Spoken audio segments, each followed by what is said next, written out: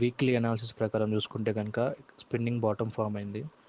సపోర్ట్కి నియర్గా ఉందని అనుకుందాం అప్రాక్సిమేట్గా. అదైనా వన్ డే అనాలిసిస్ చూసుకుంటే కనుక డ్రాగన్ ఫ్లై డోజీ ఫామ్ అయింది. సపోర్ట్కి నియర్గా అయితే లేదు, ఇంకొన్ని పాయింట్స్ పడచ్చేమో వన్ డే అనాలిసిస్ ప్రకారం. అదైనా 4 అవర్స్ అనాలిసిస్కి వెళ్తే స్పిన్నింగ్ బాటమ్ ఫామ్ అయింది. 2 క్యాండిల్స్ కూడా అంతే, స్పిన్నింగ్ బాటమ్ ఫామ్ అయింది. ఒకటి బుల్లిష్, ఇంకొకటి బేరిష్ ఆల్టర్నేటివ్గా ఫామ్ అయినాయి.